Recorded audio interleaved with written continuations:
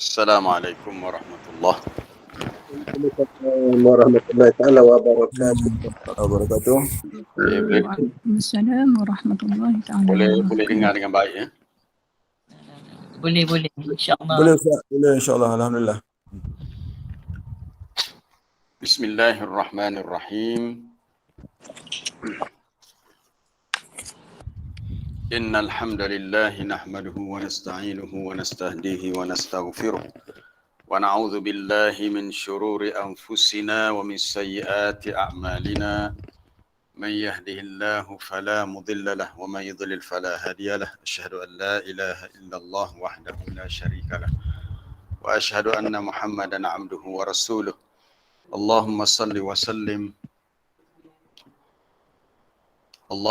wa sallim ala nabiyyina wa habibina wa syafi'ina Muhammad wa ala alihi wa ashabihi wa man sara ala nahjihi ila yaumiddin. Rabbi shrah li sadri wa yassir li amri wahlul 'uqdatam min lisani yafqahu qawli. Allahumma 'allimna ma yanfa'una wa zidna 'ilma warzuqna fahma, amma ba'd. Jadi minta pada para jemaah tutup kamera lah. Nanti kalau ada soalan ni boleh buka lah untuk bertanya. Kadang-kadang menimbulkan sedikit gangguan jugalah bila fokus kamera tu beralih ke tempat lain, nampak image yang bergerak sebagainya tu. Baik para jemaah yang dirahmati Allah, alhamdulillah pagi ini pagi Jumaat, dah hari Jumaat kita hari ini, 4 Muharram 1443 Hijriyah bersamaan 13 Ogos tahun 2021 Masihi. Jadi untuk sambungan kita hari ini surah Al-Haqqah, masih dalam surah Al-Haqqah, insya-Allah kita akan sambung hari ini ayat yang berikutnya, ayat 35. Semalam dah baca dah ayat ni, cuma kita ulang balik untuk kita tadabbur 3 ayat ni. Jadi para jemaah yang dirahmati Allah, sebelum kita terus untuk surah Al-Haqqah, sedikit intro untuk pagi ini. Nak minta para jemaah dan sahabat semua kita buka surah Maryam. Di akhir surah Maryam, bukan surah Maryam, maaf, surah Hud. Surah Maryam. Surah Hud. Surah Hud pada muka surat 225. 225. Sebab apabila kita berada dalam majlis ilmu begini, sebenarnya kita berusaha untuk menasihati diri kita, sama ada kita mendengar nasihat daripada orang lain ataupun dalam bentuk kita saling bertanya dan mengemukakan persoalan. Sebenarnya agama ni adalah nasihat. Nabi SAW menyebut dalam satu hadis, ad-dinun nasihah, agama itu adalah nasihat. Apabila kita mendengar pengajaran-pengajaran agama, kuliah, apa-apa sajalah, tazkirah, tadabbur Quran yang disampaikan, sebenarnya adalah nasihat. Tapi cuma kita kena ingat, nasihat ini dia hanya berguna bagi orang yang bersedia untuk mendengar nasihat. Jadi kita nak tengok ayat 34, surah Hud, muka surat 225. Ayat 34, surah Hud, muka surat 225. Ayat ni menceritakan kisah dakwah Nabi Nuh alaihissalam. Apa kata Nabi Nuh ni? Allah Ta'ala cerita balik. Allah Ta'ala menghikayatkan semula kata-kata Nabi Nuh. Katanya, وَلَا يَنْفَعُكُمْ نُصْحِي إِنْ أَرَدْتُ أَنْ أَنْصَحَ لَكُمْ إِنْ كَانَ اللَّهُ يُرِيدُ أَنْ يُغْوِيَكُمْ هُوَ رَبُّكُمْ وَإِلَيْهِ تُرْجَعُونَ. Kalau ya ada Quran depan tu boleh tengok, supaya kita boleh perhatikan ada 2 in di situ. In adah syartiyah ni, kalau orang belajar bahasa Arab dia tahulah in tu dipanggil adah syartiyah. Apa maksudnya? Wala yanfa'ukum, dan tidaklah berguna untuk kamu akan nushi, nasihatku. Nushi maknanya nasihati, nasihatku. Kata Nabi Nuh, nasihat yang aku nak berikan kepada kamu tak berguna. In aradtu, sekiranya aku telah mahu untuk menasihati kamu. Aku nak beri nasihat kepada kamu tapi tak berguna. Kenapa tak berguna? Ada satu lagi in kana Allah yuridu, jika adalah Allah mahu untuk menyesatkan kamu. Diulang sekali lagi. Nabi Nuh beritahu, dia bersungguh-sungguh nak menasihati kaum dia, tetapi nasihat dia tidak berguna jika Allah Ta'ala menghendaki untuk menyesatkan mereka yang hendak disampaikan nasihat. Baik, kalau kita lihat dalam tafsir dan terjemahan pun ada disebut, maksud Allah Ta'ala mahu menyesatkan kerana orang yang tak mahu terima nasihat itu, memang dia sengaja memilih untuk mengelak daripada mendengar nasihat. Dia tak suka dinasihati, dia tak suka dengan tazkirah, dia tak suka duduk dalam majlis ilmu. Bila kita beritahu ada program tadabbur Quran, duduklah sekejap, mungkin ada manfaat. Dia tak buat, tak erti, dia tak peduli. Sebab bagi dia, tak penting, tak perlu. Walaupun dia ada banyak masa kosong, masa lapang, dia tak sanggup untuk memberikan sedikit masanya untuk fikiran dia merenungi ayat-ayat Allah. Maka kita melihat kepada kisah dakwah Nabi Nuh, maka kita mengatakan walaupun kita bersungguh nak bagi nasihat kepada orang lain supaya mereka mendapat kebaikan atas nasihat itu, maka nasihat itu tidak berguna kerana mereka sendiri taksi. Sebab orang sakit lah. Kita ni bersungguh bawa dia pergi hospital. Macam kita ada anak sakit, habis pitih lagi. Oh, tu Kelantan dah lah. Habis pitih lagi, habis duit lagi. Tapi balik rumah anak kita, taksi makan ubat. Tak mahu makan ubat. Oh, kita pun marah. Kita kata nak buat macam mana? Sebab kalau orang tu sendiri yang nak, maka dia akan berusaha untuk cari obat. Begitu juga. Kalau seseorang tu sendiri yang ada keinginan untuk dia perbaiki diri dia, untuk dia tingkatkan ilmu dia, untuk dia tambah kesedaran diri dia, maka itulah yang lebih baik. Tapi kalau kita bersungguh nak bagi nasihat, nak bagi obat, nak bagi apa, tapi dia sendiri tak nak, macam ni lah. Maka kata Nabi Nuh, tak berguna nasihatku walaupun aku mahu menasihati kamu, jika Allah Ta'ala mahu menyesatkan kamu. Kenapa pula Allah Ta'ala mahu menyesatkan? Sebab Allah Ta'ala dah tahu si hambanya itu memang jenis tak mahu diberi nasihat. Jadi maksudnya kita jangan rasa kecewa, rasa sedih. Ada kawan-kawan kita diberitahu, kita kata kalau tak nak join kelas tadabbur Ustaz Badrul pun tak apalah, kuliah lain pun banyak. Pun dia tak masuk juga. Bagi dia ni, belajar-belajar ni tak penting. Bagi dia lah. Jadi kita nak buat macam mana? Sebab dia sendiri tak mahu. Itu satu. Supaya kita tidak rasa susah hati apabila ada di kalangan kita orang-orang yang kita lihat ruginya dia. Di akhirat nanti dia akan menanggung kerugian jika dia tidak mahu meletakkan diri dia di kalangan orang yang suka untuk mendengar peringatan dan nasihat. Satu lagi tentang di dalam mukaddimah tadi saya mulakan dengan innal hamdalillah nahmaduhu wa nasta'inuhu, dan ada doa yang kita baca, wa na'udzubillahi min syururi anfusina, kami berlindung dengan Allah daripada kejahatan diri kami, wasayyiati a'malina, dan keburukan amalan kami. Doa ni adalah hadis riwayat Imam Nasa'i dalam sunannya. Maknanya Nabi biasa baca doa begini di awal khutbahnya, ucapannya. Jadi dalam ucapan khutbah, awal khutbah Nabi sebut, kami berlindung dengan Allah min syururi, daripada kejahatan diri kami dan keburukan amalan kami. Rupa-rupanya dalam diri kita ni ada kejahatan. Kejahatan yang membawa kepada kita ni terdorong untuk melakukan amalan yang buruk, yang tidak baik. Jadi kita berlindung dengan Allah. Dengan doa sebeginilah kita minta berlindung supaya kita dijauhi daripada kejahatan diri sendiri. Kalau orang tu mengaku dia kata dia baik, tak. Baik secara mana pun tetap ada nilai kejahatan.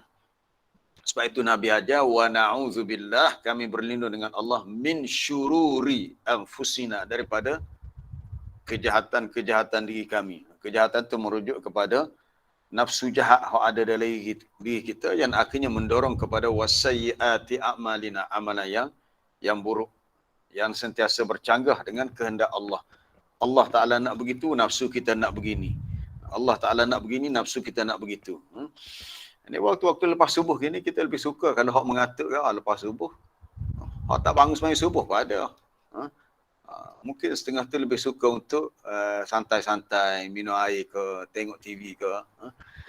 Tak apalah, kita ambil sedikit masa untuk kita teruskan program kita ni macam biasa. Baik, untuk surah Al-Haqqah, apa isu hari ni? tiada teman dan kaum kerabat yang dapat membantu, khususnya golongan kiri lah, golongan kiri, golongan bernasib malam yang terima buku amalan dengan tangan kiri. Tak ada siapa yang dapat tolong dia. Baik. Yang kita nak ketengahkan hari ini tentang persahabatan dan hubungan kekeluargaan. Ini penting. Ini sesuatu yang penting. Bila kita bersama dalam tadabbur ni sebenarnya, saya dan para jemaah kita adalah sahabat. Cuma kita tidak bersama di masjid. Cuma kita masing-masing di rumah, kita boleh berhubung dalam alam maya begini, bermakna kita semua adalah sahabat. Satu lagi hubungan kita dengan ahli keluarga kita. Adakah hubungan persahabatan dia ada manfaat di akhirat? Nak tahu jawapan? Teruskan bersama dengan saya sehingga ke akhir waktulah. Biasanya pukul 7.30 kita berhentilah. Kemudian satu lagi tentang hidangan atau makanan yang sangat menjijikkan disediakan untuk penghuni neraka. Kita baca pun rasa takut. Baik. Jadi ayatnya bermula pada ayat A'udzubillahi minasyaitonirrajim. Falaisa lahul yawma hahuna hamim wala ta'amun illa min ghislin la ya'kuluhu illa al-khati'un. Maka tidak ada seorang teman pun baginya pada hari ini, dan tiadalah makanan sedikit pun baginya kecuali daripada ghislin. Ghislin darah dan nanah. Ma yasilu min abdani ahli nar, apa yang mengalir keluar daripada tubuh badan ahli neraka. La ya'kuluhu illa al-khati'un, tidaklah yang memakannya kecuali orang-orang yang bersalah, yang berdosa. Pada hari ini tidak ada yang dapat menyelamatkannya daripada azab siksaan Allah. Sama ada teman yang dekat maupun orang yang suka memberi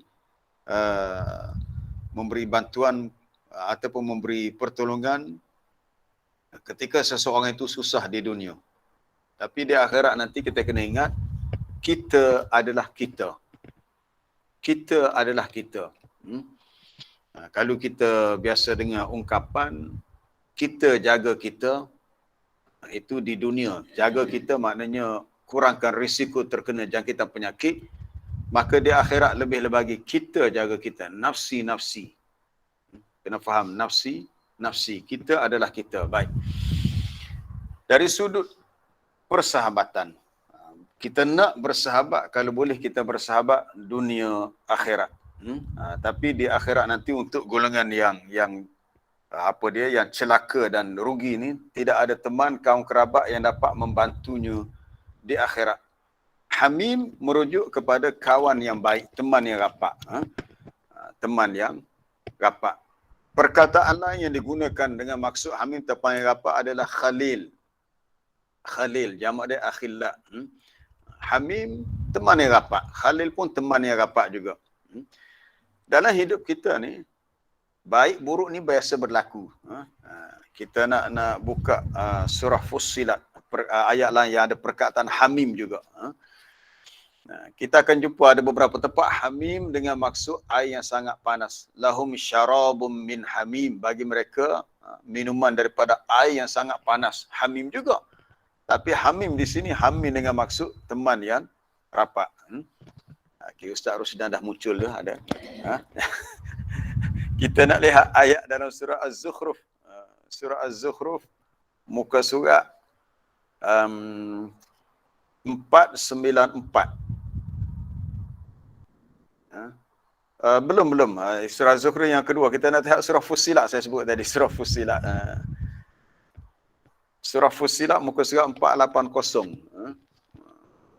Muka surat 480, di situ ada ayat yang juga disebut perkataan hamim. Itu ayat 34. Wala tastawil hasanatu walas sayyi'ah. Tidak sama antara kebaikan dengan keburukan. Betul, tak sama. Secara fitrahnya pun kita boleh nilai. Baik buruk tu kita boleh nilai. Itu fitrah kita. Wala tastawil hasanatu walas sayyi'ah. Tidak sama antara kebaikan dan juga kejahatan. Tetapi apabila kita berdepan dengan kejahatan orang lain kepada kita, apa yang kita kena buat ialah Allah Ta'ala suruh idfa' billati hi ahsan, tolaklah tolaklah kejahatan ataupun tepislah kejahatan yang diperlakukan kepada kita tu dengan cara yang baik. Orang buat jahat tapi kita buat baik kepadanya. Payahlah. Ini nilai akhlak yang sangat mulia. Biasanya kita ni orang buat jahat, kita nak balas jahat lah. Tapi kita membalas kejahatan dengan kebaikan. Apabila engkau berlaku begitu, bila kita berbuat begitu, iaitu kita membalas kejahatan orang lain dengan kebaikan, maka orang yang dahulunya menaruh rasa permusuhan, sebab dia bermusuh dengan kita, tapi kita boleh membalas kebaikan atas kejahatan dia, serta-merta dia menjadi seolah-olah seorang sahabat yang karib. Itu terjemahan kepada perkataan hamim. Waliyun, wali, seorang yang sangat rapat, dekat, dan hamim, menjadi teman yang kapak lah. Teman yang sangat karib, dekat. Jadi teman yang rapat ni sama ada kawan-kawan kita, sahabat-sahabat kita, mungkin di tempat kerja, mungkin makala yang belajar, mungkin di tempat masa kita belajar di sekolah, mungkin di universiti, ataupun teman-teman tu di kalangan ahli keluarga. Anak saudara kita, sepupu kita, pak saudara, waris-waris kita, ataupun teman rapat juga. Tetapi Allah Ta'ala beritahu, golongan kiri ni, golongan yang bernasib malang di akhirat nanti, falaisa lahul yawma hahuna hamim. Tak ada bagi mereka teman rapat yang boleh tolong mereka. Kalau di dunia bolehlah, aku susah kau tolonglah aku. Tak apalah kawan dia kata aku cuba kau tolong. Tapi di akhirat tak boleh nak guna ayat tu. Kita kan kawan rapat, kita saing baik, kita berkawan lama dah. Aku dah lama kena kau dah lama kena aku. Lalu dia kata tolonglah aku, kita ni sama-sama susah. Dia kata tak boleh. Kawan kata aku tak boleh tolong kamu di sini. Baik. Kemudian kita nak lihat perkataan Khalil, akhillah, yang hampir sama dengan hamim tadi. Dia tadabbur ni, kalau kita hanya fokus pada satu perkataan, dia akan jadi kaku, statik. Kita nak supaya lebih dinamik, berkembang, kita cari perkataan lain yang hampir sama dengan hamim, iaitu Khalil. Itu dalam surah Az-Zukhruf. Tetapi didatangkan dalam bentuk jamak, dalam bentuk plural. Ayat 67, muka surat 494. Muka surat 494. Ayat 67. Al-akhillau yawma idzin ba'duhum li ba'din aduwwun illal muttaqin. Ayat 67. Al-akhilla, pada hari itu semua sahabat-sahabat karib. Tengok terjemahannya sama. Tadi kita dah tengok ayat dalam surah Fussilat, hamim juga dengan maksud kawan sahabat karib. Begitu juga dalam ayat 67 surah Az-Zukhruf, terjemahannya sama. Al-akhilla, itulah uniknya bahasa Arab. Perkataan yang berbeza tetapi dia membawa kepada maksud yang sama. Cuma sesiapa yang belajar fiqh lughah, memahami bahasa secara spesifik, secara lebih khusus, penggunaan kalimah hamim dan khalil ni dia lain. Dia lain. Khalil ni dia lebih khusus, hamim ni lebih umum. Hamim ini dia boleh berlaku kepada sesiapa sahaja, orang Islam, orang kafir. Tapi khalil dia hanya berlaku kepada orang yang bertakwa. Sahabat-sahabat rapat dalam kalangan orang yang bertakwa. Sebab kalau kita ada kawan rapat, sayang rapat sungguh di dunia, tetapi bila di akhirat, dia tiba-tiba menjadi musuh. Sebab rupanya rapat kita dengan dia di dunia adalah atas tujuan keduniaan. Tengok, pada hari itu, pada hari kiamat nanti, sahabat-sahabat karib, ba'duhum li ba'din, setengahnya menjadi aduun, musuh kepada setengah yang lain, bermusuhan. Illal muttaqin, kecuali orang-orang yang persahabatannya berdasarkan takwa. Jadi alhamdulillah kita bersama dalam majlis tadabbur, kita bersahabat memang niat kita kerana Allah. Sebab kita sama-sama nak cari ilmu, kita nak membina keinsafan, rasa kesedaran, kita nak menyedarkan diri kita berjalan di atas jalan untuk menuju kepada Allah. Insya-Allah kita bersama di sini dan kita mengharapkan program kita buat ni menjadi sebab Allah Ta'ala rahmati kita untuk kita bersama di syurga. Al-akhilla, tapi kalau kawan yang rapat di dunia tu dia hanya atas tujuan dunia, rapat dengan sebab urusan bisnes contohnya. Rapat dengan sebab kawan ni, kawan masa aku nak ajak main apa dia? Mungkin orang-orang yang golongan elit lah, kita kata golongan elit, biasanya dia orang ada kawan-kawan baik. Jom petani kita pergi kepada main golf. Saya kayu golf pun tak pernah pegang lagi. Padang golf pun tak pernah masuk lagi. Ataupun permainan lain yang lebih eksklusif kena bayar yuran apa. Hubungan rapat mereka ni atas dunia je lah. Atas dunia. Jika bukan kerana Allah. Maka Allah Ta'ala beritahu, serapat mana sebaik mana kita di dunia dengan mereka, tiba-tiba di akhirat, kita dengan dia menjadi aduun, musuh. La haula la quwata illa billah. Jadi musuh. Kita nak sekarang ni kita bersahabat di dunia dan kita bersahabat di akhirat. Ini golongan yang beruntung. Persahabatan yang berdasarkan takwa. Kena ingat tu ya. Kalau tulislah. Kalau tak tulis dalam dalam kepala kita, kena ingat. Kita bersahabat mesti kerana Allah. Ya.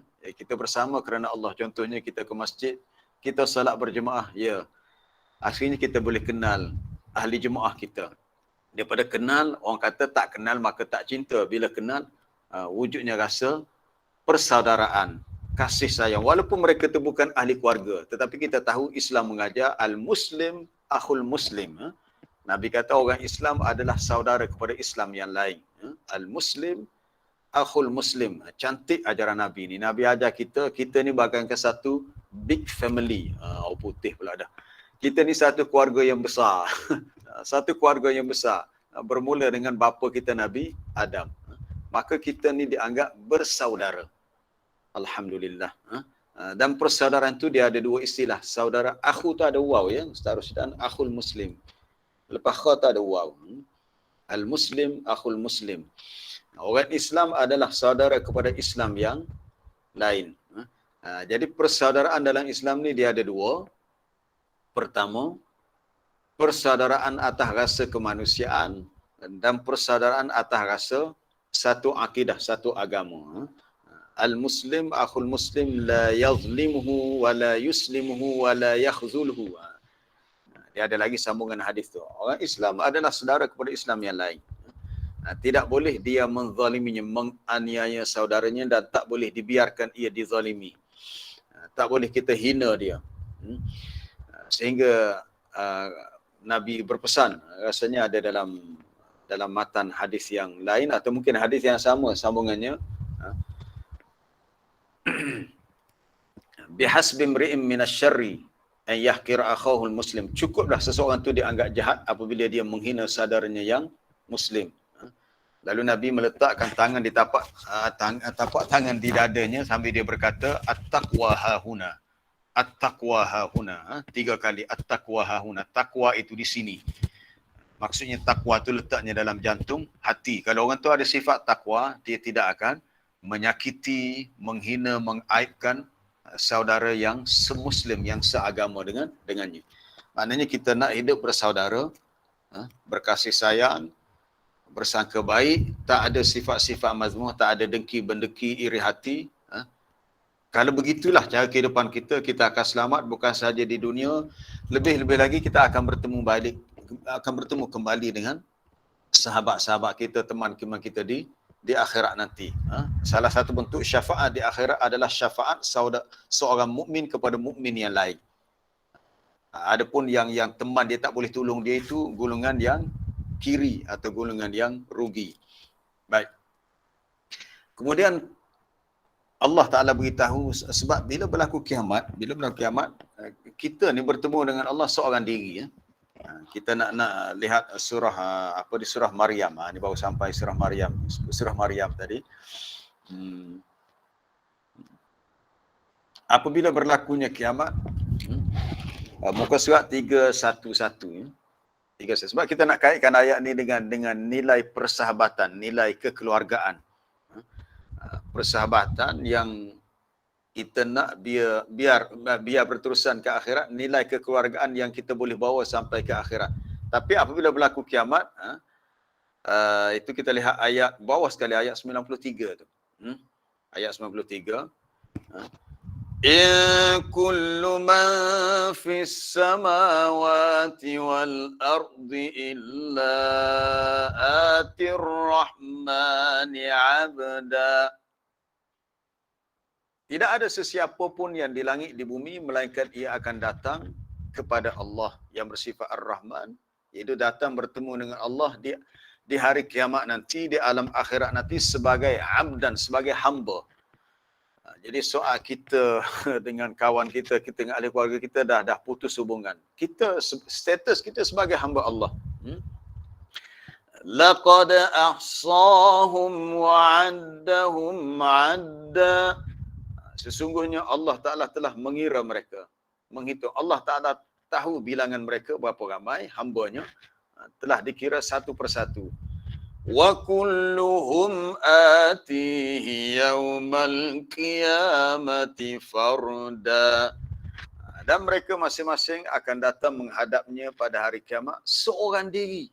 Tu tengok akhir ayat 95 surah Maryam tu, seorang diri. Bila seorang diri, tak ada lagi teman, tak ada lagi sahabat, tak ada lagi kawan, tak ada lagi keluarga. Kita sorang-sorang diri kita. Masing-masing kita akan bertemu dengan Allah di hari kiamat seorang diri. Ya Allah, takutnya. Kita tahu kita ni bila kita mati, kita dalam kubur seorang-seorang diri. Siapa yang dapat tolong kita? Amalan kita je lah. Amalan kita, iman kita, itu yang dapat tolong kita. Kita seorang diri. Begitu juga kita bertemu dengan Allah di hari kiamat nanti dengan seorang diri. Jadi timbul persoalan, di mana perginya sahabat-sahabat kita, kawan kita? Itu selepas tu ya. Selepas tu maksudnya selepas semua dah berakhir dan masing-masing ke syurga ke neraka. Bila dah masuk syurga, Allah Ta'ala kembalikan kegembiraan. Kita bertemu balik dengan sahabat-sahabat kita. Kita bertemu balik dengan ahli keluarga kita. Tapi selepas berlaku kiamat, sebelum manusia ke syurga, masing-masing bawa diri sendiri. Masing-masing bawa diri sendiri. Mana seorang diri. Baik, kita nak rujuk satu lagi. Ayat dalam surah Al-An'am. Kita mati nanti. Kita seorang diri. Surah Al-An'am. Ini kita kena ingat. Kita duduk di dunia, kita ada anak, kita ada kawan, kita ada keluarga, waris-waris ramai. Tapi di akhirat nanti kita cokoh sore-sore. Pasal kalau kata cokoh, duduk cokoh sore-sore. Duduk seorang dirilah kita situ. Ayat berapa tu? Surah Al-An'am.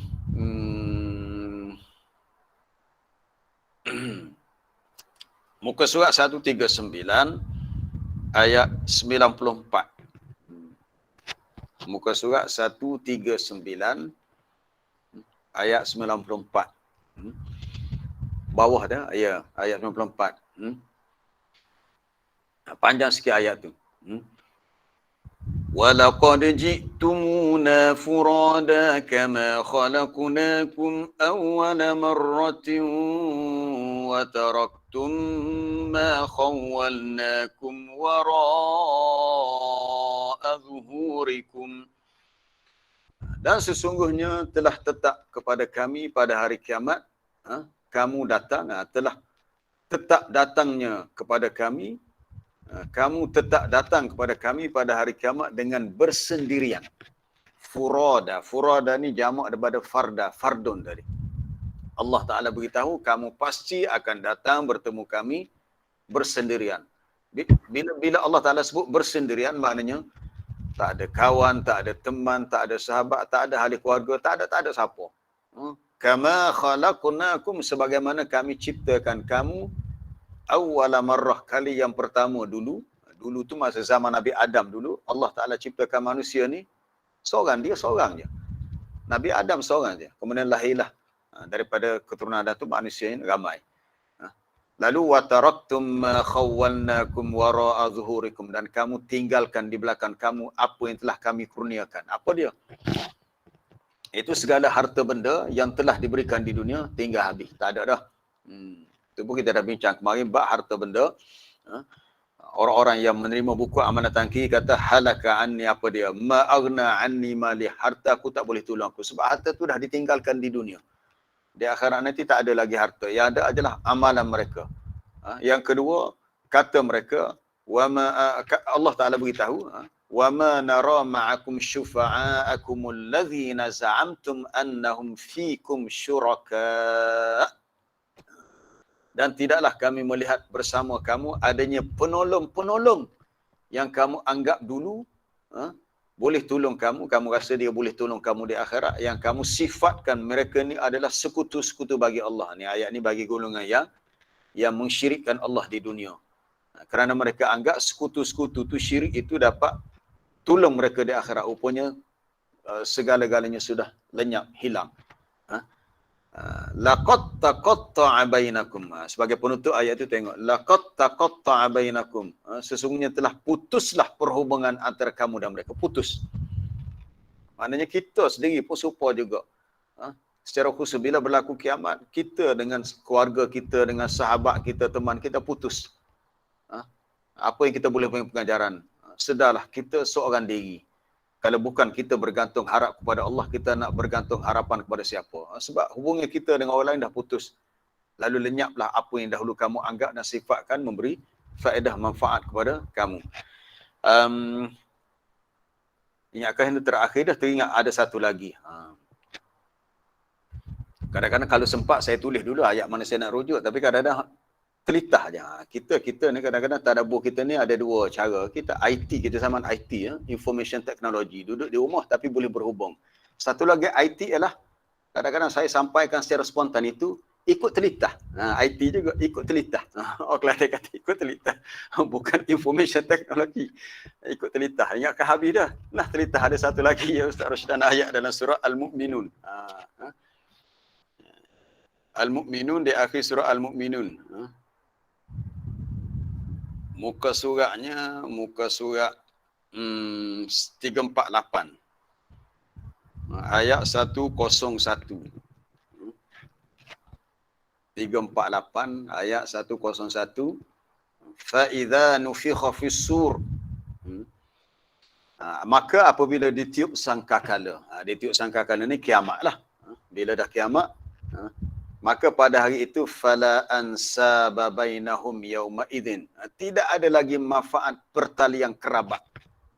Pertalian kerabat ni pertalian hubungan kekeluargaan kita dengan waris-waris kita, anak beranak, tak ada dah, putus dah. Fala ansab.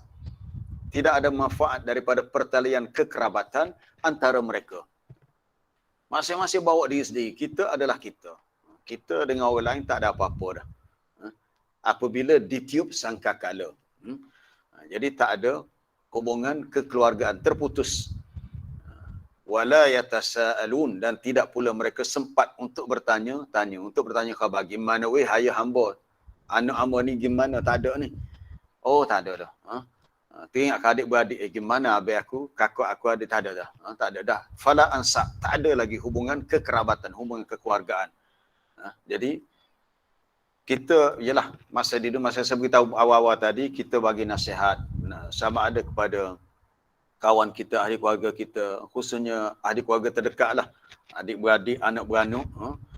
Saya pun, ialah ahli keluarga kadang-kadang kita kata kalau mungkinlah adik-beradik, sepupu, kita nak share personal lah, nak bagi nasihat, nak hantar mesej pun mungkin tak boleh, payah. Mereka ada kehidupan mereka ada keluarga mereka maknanya ada pekerjaan yang mereka lalui.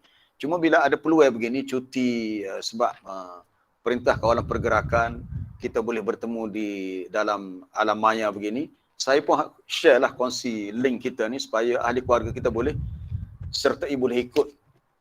Semoga apa yang kita sampaikan ada manfaat untuk mereka. Tapi kalau ada yang tak mahu join, kita nak buat macam mana? Mungkin mereka ada urusan yang lain. Allah Ta'ala nak beritahu, bila berlaku kiamat, fala ansaba, tak ada lagi hubungan nasab antara kita dengan orang lain. Sama ada dengan ahli keluarga ataupun dengan kawan-kawan yang sangat rapat dengan kita semasa di dunia. Sebab itu, apabila bila dah berakhir semua, bila dah masuk syurga, barulah kita bertemu kembali. Baik, kita nak lihat ni fasa tu dah habis dah. Fasa lain, fasa bila dah masuk syurga, ni kita nak cerita sebagai lawan kepada golongan kiri. Golongan kiri yang tak ada hamim, yang tak ada teman yang dapat tolong dia, tapi orang bertakwa.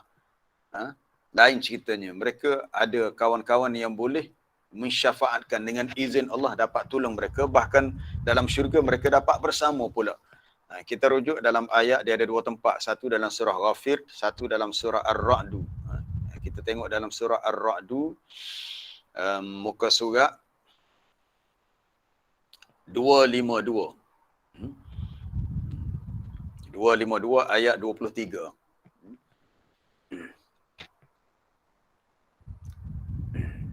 Ayat yang berbunyi Jannatu adni yadkhulunaha. Muka surat 23 tu. Muka surat 23. Ayat 23. Ini ayat ni tentang sifat ulul albab. Ulul albab ni orang yang benar-benar ada akal. Iaitu Jannatu adnin, syurga adnin yang kekal, yang mereka akan yadkhulunaha, masukinya.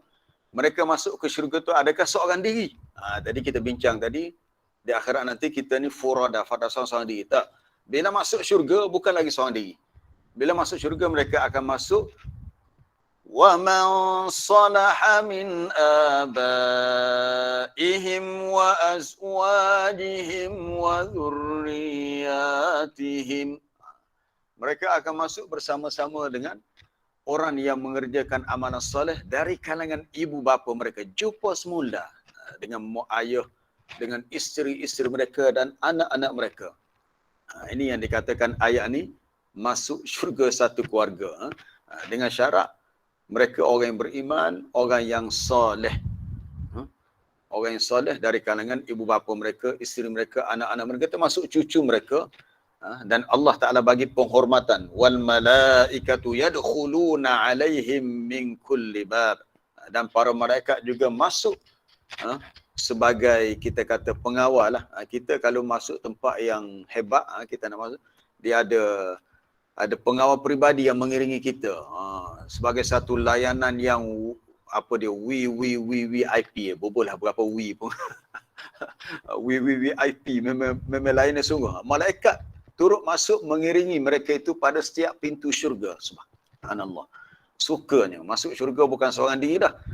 Tapi masuk bersama dengan keluarga-keluarga, ahli keluarga kita. Jadi maksud seorang diri tadi selepas berlaku kiamat dan semasa urusan lain lah, urusan di mahsyar, hisab, di sirat. Tapi bila masuk syurga dengan izin Allah, dengan rahmat Allah, masuk syurga bersama dengan keluarga, dengan syarat keluarga kita juga orang yang beriman dan beramal soleh.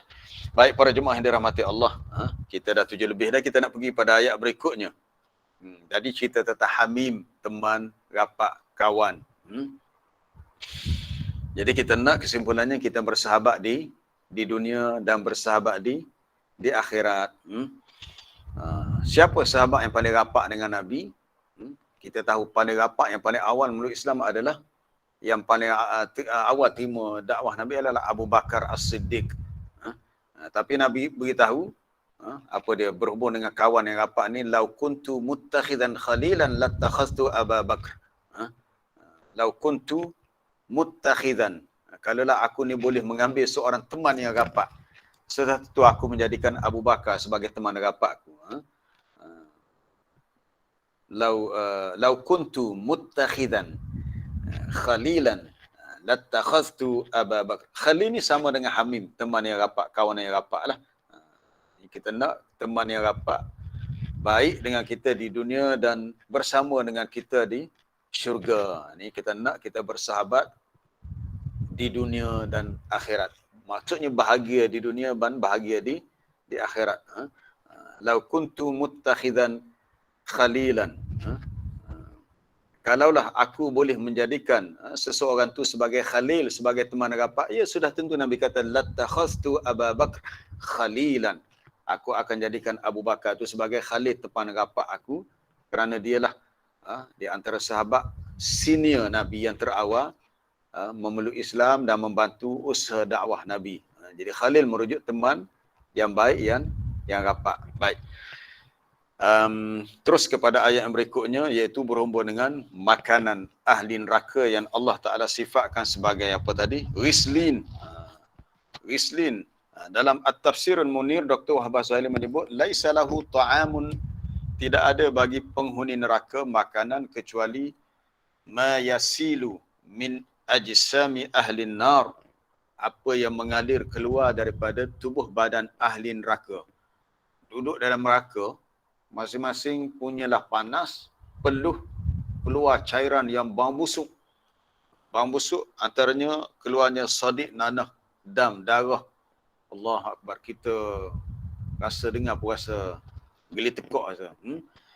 Dan la ya'kuluhu, dan tidaklah yang memakannya kecuali orang-orang yang disebut ashabul khataya wa dzulm, orang yang banyak melakukan salah dan dosa. Kata Qatadah, Rislin ialah syarru ta'amin ahlin nar. Syarru ta'amin, makanan yang paling buruk bagi ahli neraka. Banyak lagi lah nama-nama yang lain. Contohnya apa dia selain Rislin?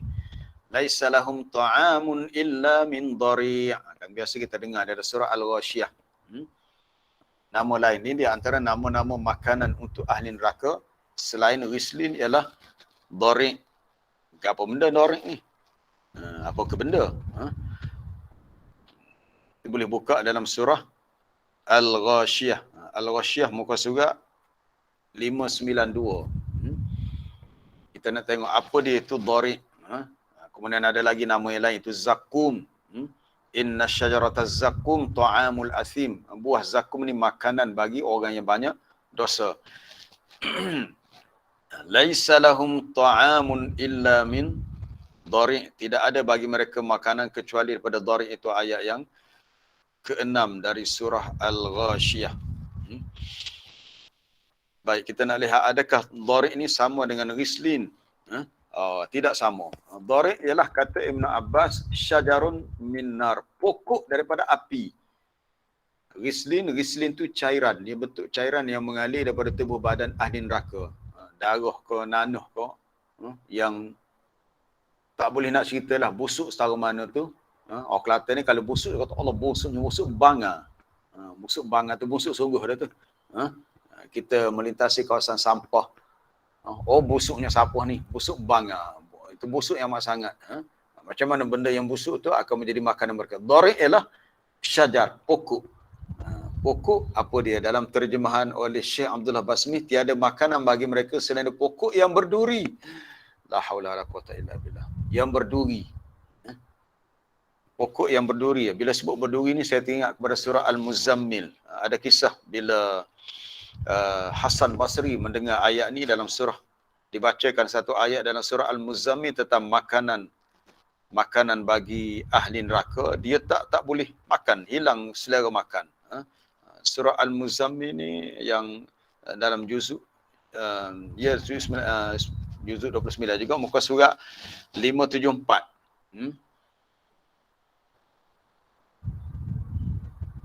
Ayat yang ke-12. Inna ladaina ankalan wa jahima. Sesungguhnya di sisi kami, Allah Ta'ala beritahu, disediakan untuk ahli neraka itu ankalan, belenggu-belenggu. Semalam kita dah bincang dah tentang salasi belenggu, rantai. Wa jahima, dan api neraka yang menjulang-julang nyalaannya. Kemudian ayat 13. Wa ta'aman dha wussah. Untuk ahli neraka disediakan makanan yang menjadikan orang yang memakannya tercekik. Kenapa pula tercekik? Sebab tadilah berduri. Dhari' tadi. Makanan yang berduri. Bayangkan kalau makanan tu kita kata macam buah durian. Ada seseorang tu ambil buah durian, dia tarik mulut kita, sumbat buah durian tu. Oi, sakitnya. Menyebabkan habis berkoyak mulut kita, bahagian dalam leher kita habis. Seksa ni. Makanan yang menyebabkan tercekik. Kita kata terlekat tulang lah, na'udzubillah. Pun rasa seksa dah. Cepat-cepat kita cari air ke apa supaya tulang yang tersangkut tu cepat-cepat dapat sama ada dikeluarkan ataupun masuk terus dalam perut. Ini makanan yang menyebabkan tercekik. Kemungkinan maksud ta'aman dha wussah merujuk kepada zakum. Nanti kita lihat satu lagi dalam surah Ad-Dukhan. Wa 'adzaban alima. Jadi ada dalam tafsir disebut bila Imam Hasan Basri, kisah ni lah dinukilkan ulama tafsir, bila dia dengar ayat ni, hilang selera makannya. Kenapa? Sebab dia terasa makanan yang depan dia tu kalau dia makan, dia kata tersangkut, tercekik, lekat. Lekat tekuk. Lekat tekuk ni lekat di leher. Cepat-cepat kena ambil air, minta supaya yalah kita jadi rasa lemas dan tak boleh nak bernafas. Satu lagi kita rujuk dalam surah Ad-Dukhan. Untuk kita kaitkan dengan rislin tadi, makanan ahli neraka, Ad-Dukhan, muka surat 498. 498 ayat 43. Inna syajarataz zakum ta'amul asim. Sesungguhnya pokok zakum. Ini pokok yang dikaitkan dengan dhari' tadi. Kalau rislin lebih kepada berbentuk makanan. Berbentuk makanan, berbentuk cairan, minuman. Zakum dan dhari ialah bentuk makanan. Sesungguhnya pokok zakum adalah ta'amul athim, makanan bagi orang-orang yang berdosa dalam neraka. Itu merujuk kepada makanan yang zawussah, yang menyebabkan tersangkut pada leher orang yang memakannya. Baik, adakah makanan itu memberi manfaat? Contohnya boleh menghilangkan lapar. Sebab ahli neraka ni lapar. Mereka terseksa dengan kelaparan. Adakah menyebabkan mereka hilang lapar bila makan? Tidak. Kita kembali kepada surah Al-Ghashiyah tadi. Laisa lahum ta'amun illa min dhari la yusminu wa la yughni min ju'. Dalam ayat yang ke-7 surah Al-Ghashiyah, Allah Ta'ala beritahu makanan yang berupa dhari. Dhari ni jenis pokok dalam neraka, lebih kurang sama dengan zakum tadi. La yusmin, tidaklah menggemukkan. Makanlah banyak mana sekalipun, tidak menggemukkan, maknanya tak memberi apa-apa khasiat dan faedah untuk yang memakannya. Wala yughni min ju', dan tak pula dapat menghilangkan sedikit kelaparan pun. Semakin dimakan, semakin lapar. Maknanya makan yang lebih menyeksakan lagi. Tak makan lapar. Tapi bila makan, sakit. Lapar juga, tak hilang-hilang juga. Kita pun, yelah, kadang-kadang kita berfikir panjang. Kita diuji dengan pandemik COVID-19. Kita dah macam-macam dah ramai yang mendapat suntikan vaksin, yang kita rasa pematuhan pada SOP pun kita dah okey dah rasanya. Walaupun mungkin tidak 100%, tapi dah okey. Tapi kes-kes positif setiap hari tak menunjukkan tanda penurunan. Apa perasaan kita? Kita kata bila benda ni akan berakhir? Atas dunia pun kita rasa tertekan, terseksa. Macam mana ahli neraka? Lapar, makan, tak hilang lapar. Tapi sakit lagi. Sakit dengan sebab makanan itu busuk lagi, lekat di tekak lagi, panah lagi, la haula wala quwata illa. Itu tak termasuk khusus bahagian minuman. Minuman untuk ahli neraka pun hamim juga. Disebut dalam Quran juga dengan perkataan hamim. Dan bila sebut makanan, kita tambah satu lagi tentang minuman pula. Minuman bagi ahli neraka disebut dalam suratul Waqiah. Fasharibuna alaihi minal hamim. Fasharibuna syurbal him. Itu muka surat 535. Bukan 536. Muka surat 536 sebelah satu lagi. Kemudian golongan yang sesat lagi mendustakan itu, la'akiluna min syadarin min zakum. Mereka benar-benar akan makan daripada pokok zakum sebagai makanan. Dalam suratul Waqiah pun disebut zakum, seperti dalam surah surah Ad-Dukhan.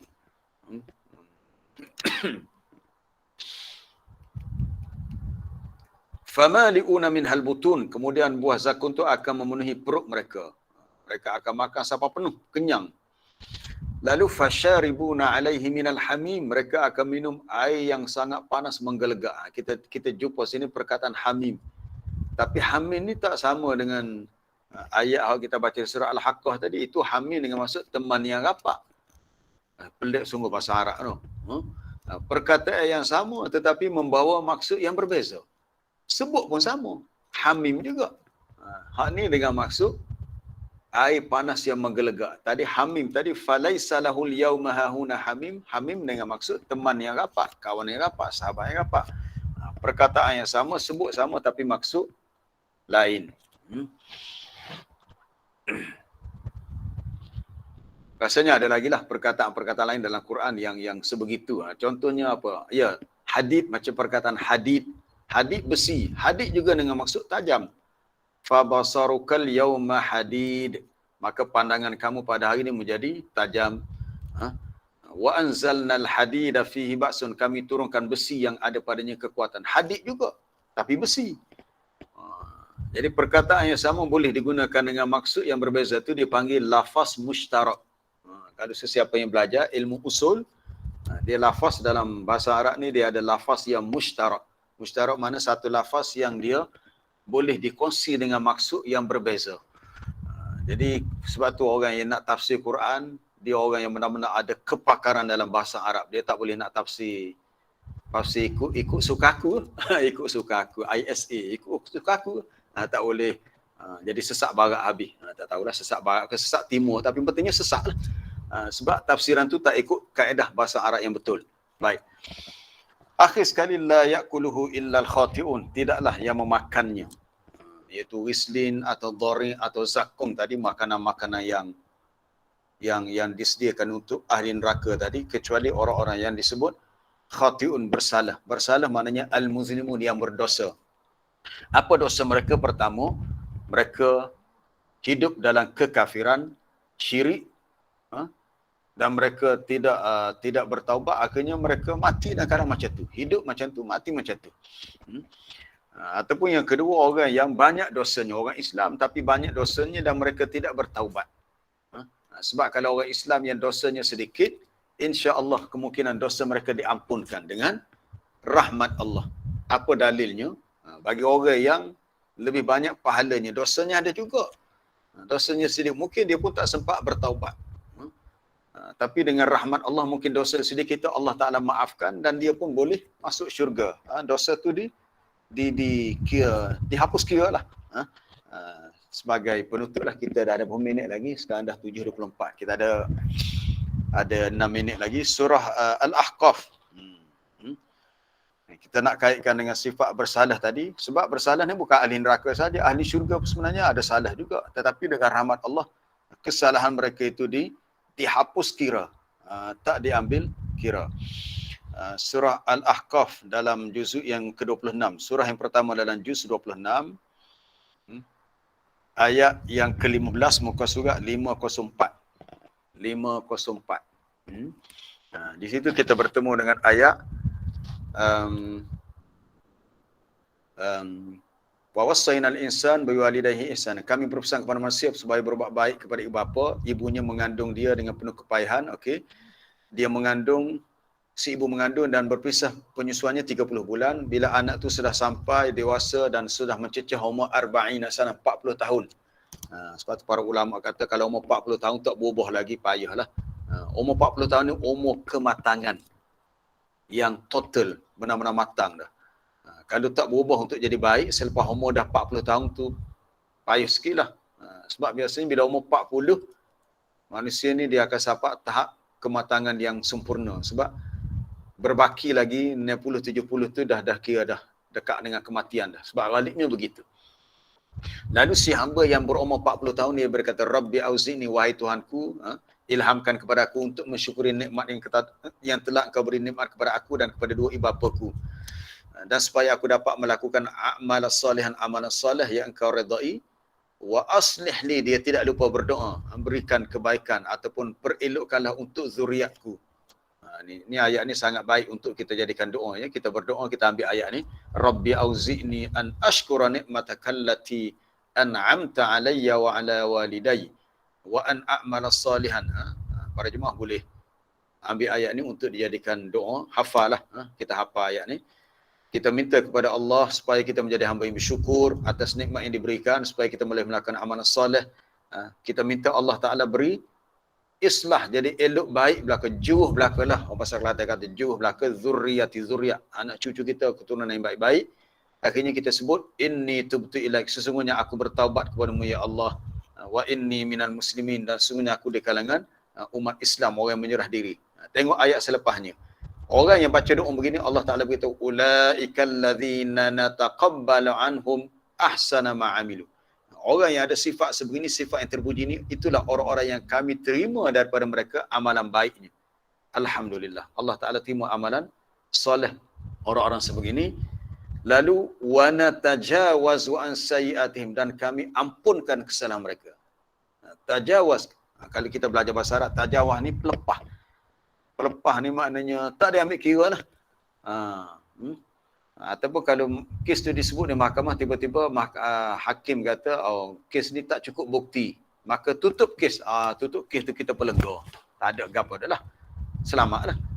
Bila Allah Ta'ala beritahu, natajawazu, kami lepaskan, iaitu kami tak ambil kira lagi sayyi'atihim, kesalahan mereka, dosa mereka ada, kalau bahasa Kelantan kat sama seria tu lah. Sama seria tu sedikit sebanyak maksudnya. Sama seria sedikit sebanyak tu kami ampunkan. Fi ashabil jannah. Sebab mereka tu akan dimasukkan dalam kumpulan ahli syurga. Alhamdulillah. Wa'ada sidqil ladzi kanu yu'adun, sebagai memenuhi janji yang benar yang telah dijanjikan kepada mereka, iaitu janji Allah untuk ampunkan orang yang beriman dan untuk masukkan mereka dalam syurga. Dan sangat berbeza dengan nasib yang dialami oleh golongan yang menerima buku amalan dengan tangan kiri. Apa kesudahannya? Sebagai ringkasannya kita ambil balik, iaitu mereka rasa ruginya mereka hidup kembali. Lebih baik kata mereka, kami terus mati, kami tak tahu apakah perhitungan amalan kami. Alangkah baiknya kalaulah kekayaan dapat menolongku, tapi harta kekayaan tak boleh tolong. Kalau ada kuasa, kuasa tak boleh tolong, tak ada sebarang hujah. Lalu mereka disirik oleh malaikat dengan rantai besi yang diikat sejauh 70 hasta. 70 hasta, jauh. Bukan ukuran manusia, 70 hasta ukuran malaikat. Kerana dia tidak beriman dengan Allah, kerana dia tidak menggalakkan beri makan kepada orang miskin. Kemudian sampai kepada ayat hari ini, tidak ada teman, kawan yang dapat tolong dia, dan tidak ada makanan kecuali rislin. Selain daripada itu, adanya dhari, zakum, yang memakannya adalah orang-orang yang bersalah kerana hidup dalam keadaan kufur, syirik, buat dosa, tak bertaubat, akhirnya mati begitu. Wallahu a'lam. Habislah untuk hari ini 7.29. Baik, ada soalan?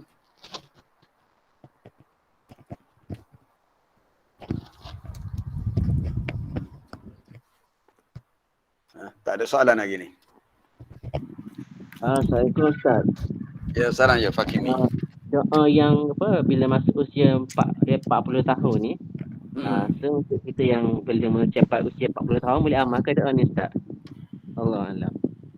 Doa tu umum. Doa tu umum, bukannya semestinya bila dah umur sampai 40.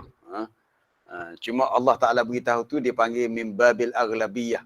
Ghalibnya, kebiasaannya, bila seseorang tu dah mencecah umur 40 ataupun lebih, maka dia lebih kepada banyak berdoa lah. Maka antara doa yang lazim, macam doa macam ni lah, doa minta jadi hamba yang bersyukur. Jadi kalau orang tu tak sampai lagi umur 40, boleh juga dia baca, bukannya sebenarnya kena tunggu umur 40. Jangan salah faham, kata oh saya tak sampai umur 40 lagi, tak apalah, tak payah baca doa ni. Doa tu dia bersifat umum. Ya, ada soalan lain? Assalamualaikum Ustaz. Ya, salam. Ya, tak ngulu. Apa dia ni? Merujuk pada hadis 7 hak di bawah arah esok tu. Ya.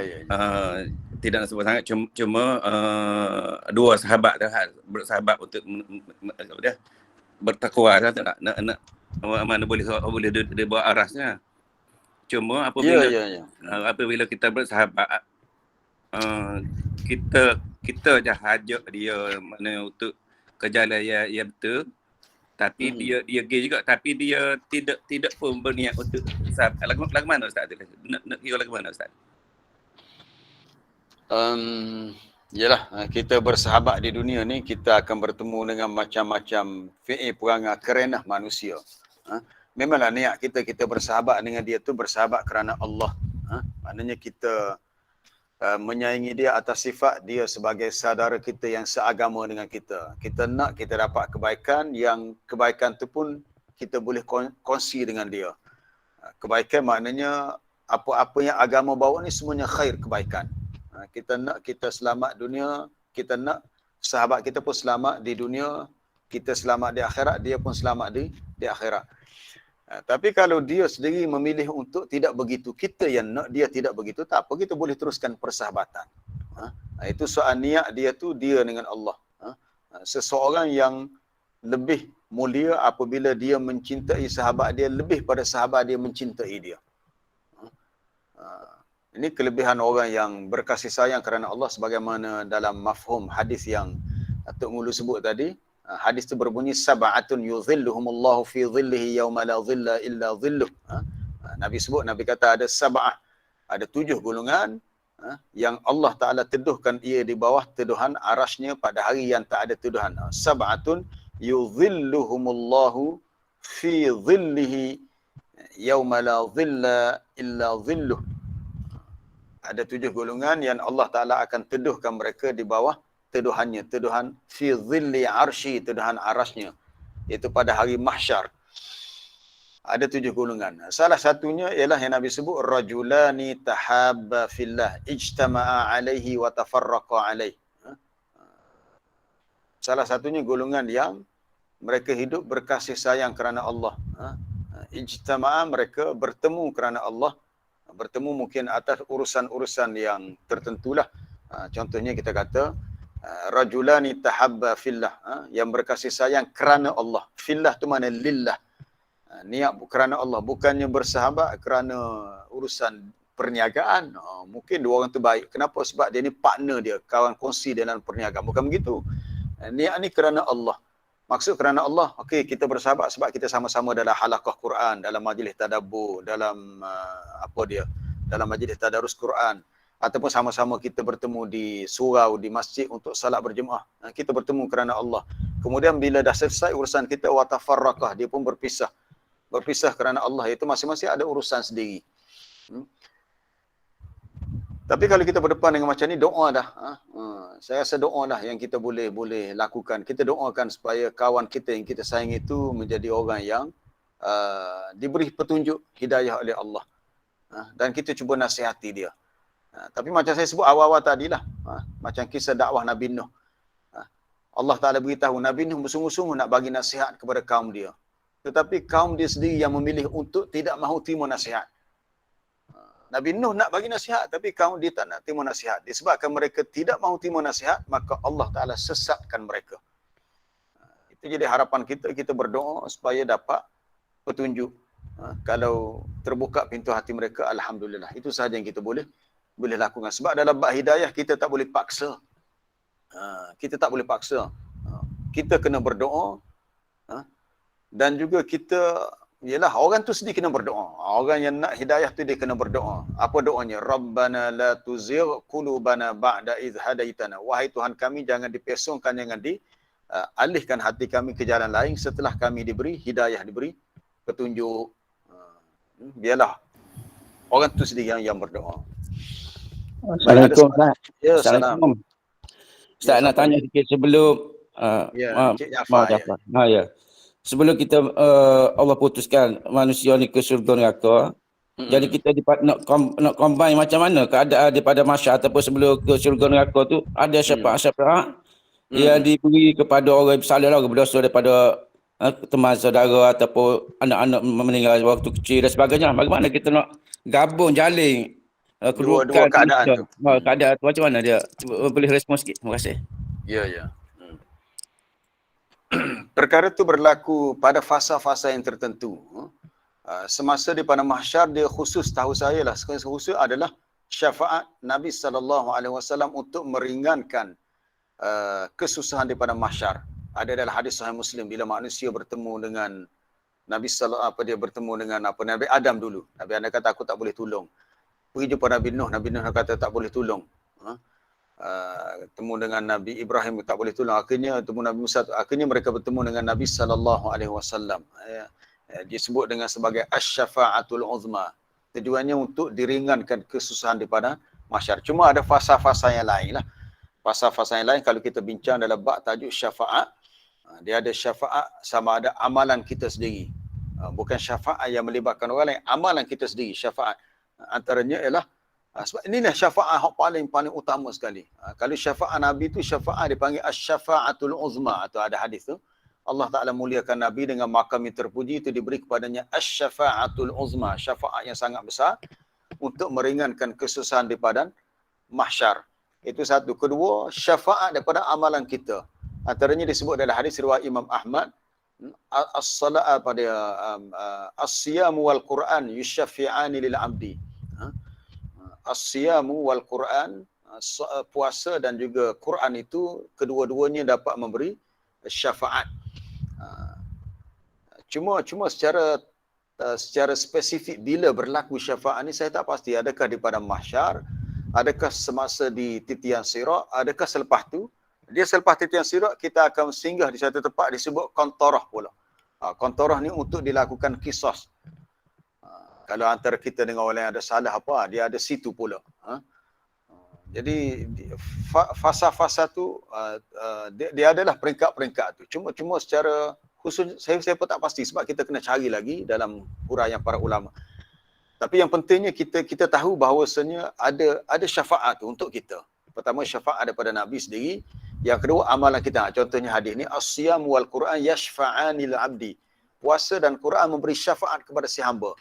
Lalu puasa itu berkata, ay Rabb, wahai Tuhan, wahai Tuhanku, inni mana'tuhu ta'am wasyahwat bin nahar. Aku telah mencegahnya daripada makan dan keinginan nafsunya pada waktu siang hari. Itu di bulan Ramadan. Lalu fasyafi'ni fihi. Jadikanlah aku dapat syafaatkan dia. Itu kata puasa, ibarat puasa tu boleh bercakap. Dia kata, tolonglah aku nak bantu dia. Wa yaqulul Quran. Quran pula berkata, Quran ni datang daripada dalam bentuk macam satu apa dia? Makhluk yang hidup. Allah buat suatu tamsilan seperti begitu. Dia kata, akulah Al-Quran yang kamu baca. Quran kata, mana'tuhu ya Allah, aku telah mencegahnya tidur waktu malam sebab dia mengisi malamnya dengan membaca aku. Maka Quran meminta, ya Allah, fasyafi'ni fihi, jadikanlah aku dapat syafaatkan dia. Subhanallah. Jadi itulah sebenarnya syafaat yang paling baik, itu amalan kita sendiri. Kemudian ada lagi perbincangan ulama yang lain, contohnya syafaat Nabi untuk orang yang buat dosa besar. Tapi dengan syarat dia mati beriman. Apa hadisnya? Nabi kata, syafaati li ahlil kabair min ummati. Hadis dalam Sunan Tirmizi. Syafaati li ahlil kabair. Li ahlil kabair min ummati. Syafaatku untuk orang yang melakukan dosa-dosa besar di kalangan umatku. Maknanya orang yang mati dalam keadaan Islam, walaupun dia ada buat dosa besar, masih ada peluang untuk dia dapat syafaat daripada Nabi. Masih ada peluang. Ada hadis. Syafaati li ahlil kabair min ummati. Nabi kata, syafaat aku ni untuk orang-orang yang melakukan dosa-dosa besar dari kalangan umatku. Dengan syarat dia ni umat Islam lah. Maknanya harapan untuk dia diberi syafaat tu masih ada. Tapi kena faham, bila kita bercakap bahas syafaat Nabi, syafaat amalan kita, syafaat satu lagi, syafaat saudara semuslim kepada muslim yang lain dengan izin Allah. Dianya tertakluk kepada orang yang Allah Ta'ala redai dan juga keizinan Allah. Sebab syafaat ni adalah asalnya milik Allah secara peratus. Kena faham ya, syafaat ni adalah milik Allah 100%. Apa dalilnya? Boleh dirujuk dalam surah Az-Zumar. Kullillahi syafa'atu jami'a. Ayat ke berapa tu? Ayat 44. Muka surat 463. Muka surat 463. Ni soalan Cik Jafar ni berkenaan dengan apa tadi? Syafaat. Muka surat 463. Ayat 44 tu. Kullillahi syafa'atu jami'a. Katakanlah, menjadi milik Allah syafaat semuanya. Syafaat apa saja? Syafaat daripada amalan kita, syafaat daripada orang mukmin yang lain kepada sahabatnya, syafaat daripada Nabi untuk kita. Hakikatnya syafaat itu berpunca daripada Allah. Kullillahi syafa'atu jami'a. Katakanlah ya Muhammad, syafaat ini semuanya adalah hak kepunyaan Allah. Jadi bila hak Allah, itulah saya pun rasa pelik juga. Kadang-kadang orang kita mungkin dia tak faham kot tentang persoalan syafaat ni. Ada banyak kita dengar dalam lirik-lirik nasyid, dia kata, ya Rasulullah syafaatkan aku. Tak kena cara begitu. Dia kata, ya Allah, jadikanlah nabimu dapat syafaatkan aku. Kita minta dengan Allah supaya Allah Ta'ala izinkan Nabi dapat syafaatkan kita. Kita tak boleh minta terus dengan Nabi syafaat. Sebab syafaat itu bukan hak Nabi, hak Allah. Cuma Allah Ta'ala serahkan mandat untuk beri syafaat kepada manusia melalui Nabi. Itu nampak. Semuanya adalah hak Allah. Berdasarkan ayat 44, syafaat itu semua adalah hak kepunyaan Allah. Itu satu. Yang kedua, mesti dengan izin Allah. Kalau Allah Ta'ala tak izinkan, contohnya orang yang buat dosa besar, kalau Allah Ta'ala tak izinkan, tak dapat diberi syafaat. Antara yang dapat syafaatkan kita adalah malaikat. Malaikat. Kita lihat ayat dalam surah An-Najm. Surah An-Najmu, ini tentang syafaat malaikat pula. Surah An-Najm ni surah yang ke juzuk yang ke berapa ya? Yang ke-27 rasanya. 26, 27 ya. Ayat muka surat 526. Muka surat 526. Pukul berapa dah kita? 7.43. Tapi apa hari ni Jumaat, hari Jumaat tak apa, saya tak ada kelas. Mungkin orang lain lah, ada urusan lain. Surah An-Najm, seterusnya tengok bawah sekali, ayat 26, bawah sekali. Kita tengok pada ayat wa kam mim malakin fis samawati la tughni syafa'atuhum syai'an illa min ba'di an ya'zana Allahu liman yasha'u wa yarda. Berapa banyak malaikat-malaikat di langit, wa kam mim malakin, berapa banyak malaikat yang ada di langit, tetapi syafaat mereka tidak dapat mendatangkan sebarang faedah manfaat kecuali Allah Ta'ala beritahu begini ni sebab orang-orang musyrik ini dia mengharapkan benda-benda dia sembah tu dapat beri syafaat. Tapi Allah Ta'ala beritahu setara malaikat hak baik, malaikat hak jauh, hak buat ibadat semua pun tak boleh beri syafaat. Kecuali, ada pengecualian, kecuali sesudah Allah mengizinkan bagi sesiapa yang dia kehendaki, yang dia redai. Itu kena faham. Syafaat Allah tu hanya dapat disampaikan bila Allah Ta'ala izinkan bagi sesiapa yang dia kehendaki, yang dia redai. Jadi kalau tak terlepas syarat ni, tak boleh juga. Jadi contohnya macam orang yang kata dia sebut dalam doa dia kata biasa sebut tadilah dalam lirik nasyid tadi, ya Rasulullah syafaatkan kami. Dia dalam bentuk doa tu. Bila doa dia tak boleh kata ya Rasulullah, dia kata ya Allah, jadikanlah nabimu tu sebagai orang yang dapat syafaatkan aku. Kita minta begitu, tetapi di sisi Allah Ta'ala tertakluk kepada izinnya. Kalau Allah Ta'ala tak izinkan, tak jadi juga. Walaupun Nabi kata, walaupun Nabi memang nak beri syafaat kepada kita, tapi bila Allah Ta'ala tak izinkan, tidak juga. Jadi tinggal lagi kita berdoa lah. Berdoa minta supaya Allah Ta'ala memudahkan urusan kita dunia akhirat, supaya kita diberi syafaat. Kita biasa baca dalam ayat kursi, yang salah kita ingat. Dalam ayat kursi kita biasa baca, man alladhi yashfa'u indahu illa biiznih. Kita biasa baca ayat kursi, baca semua ayat kursi ni. Lepas wirid, lepas solat, sebelum tidur. Tapi mungkin di antara kita tak berapa fokus tentang maksud ayat yang terkandung dalam ayat kursi tu. Ayat berapa ayat kursi? Ayat 255. Dalam surah Baqarah awal juzuk yang ketiga.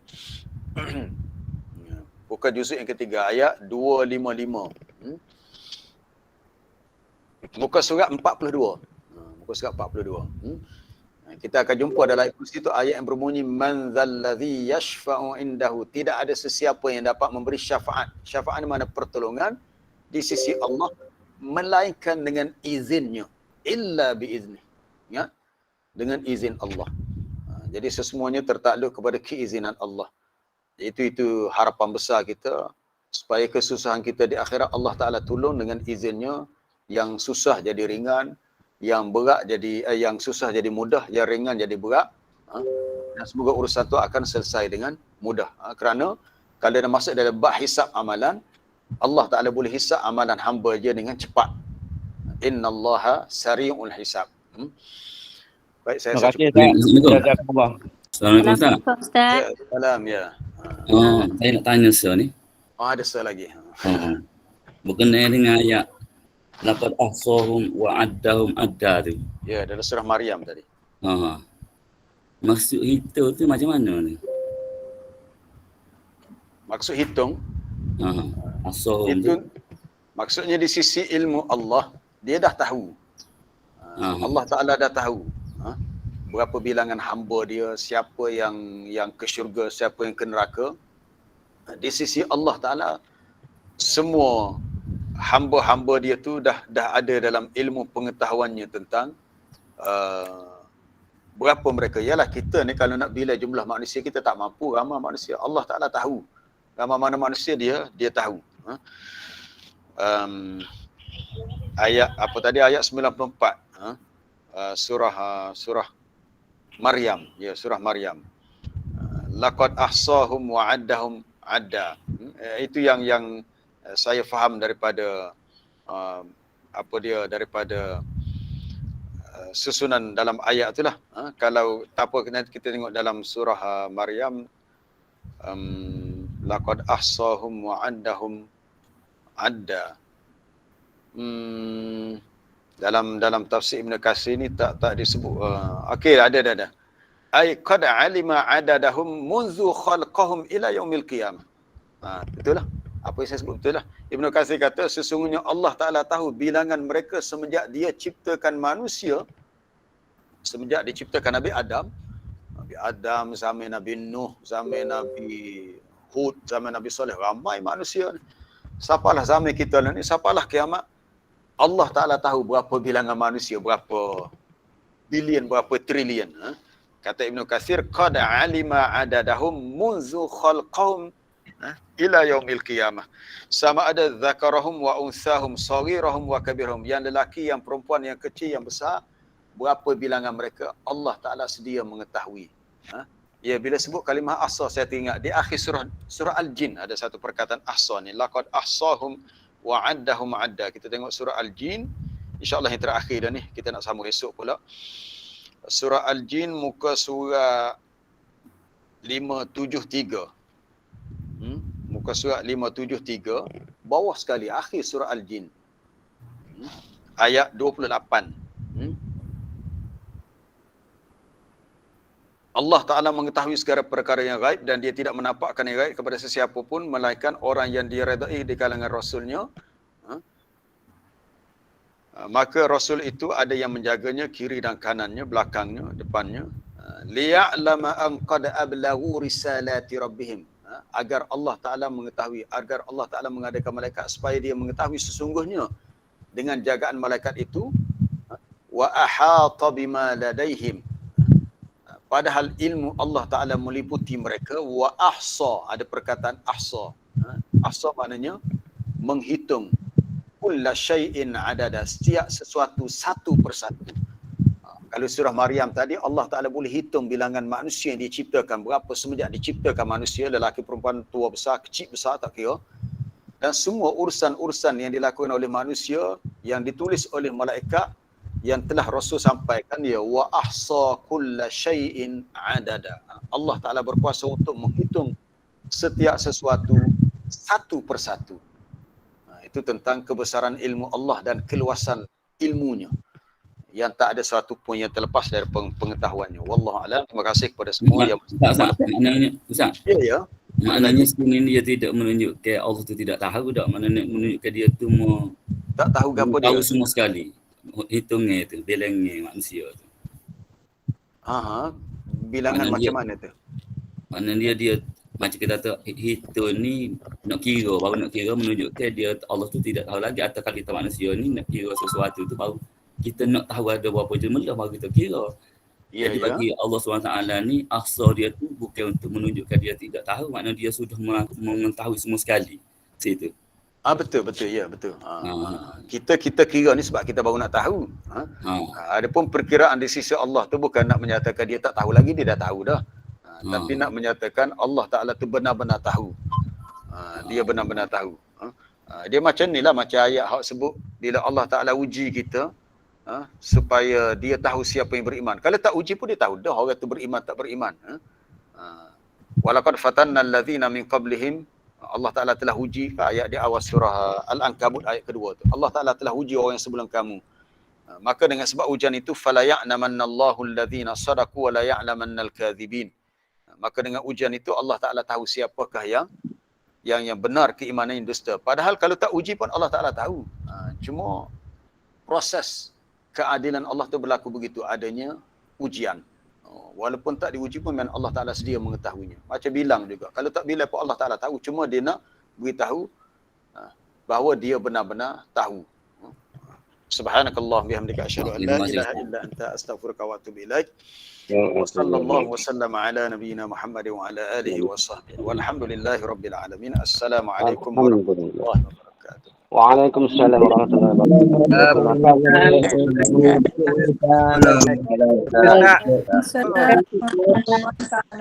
Terima kasih Ustaz. Assalamualaikum. Assalamualaikum. Ya, salam.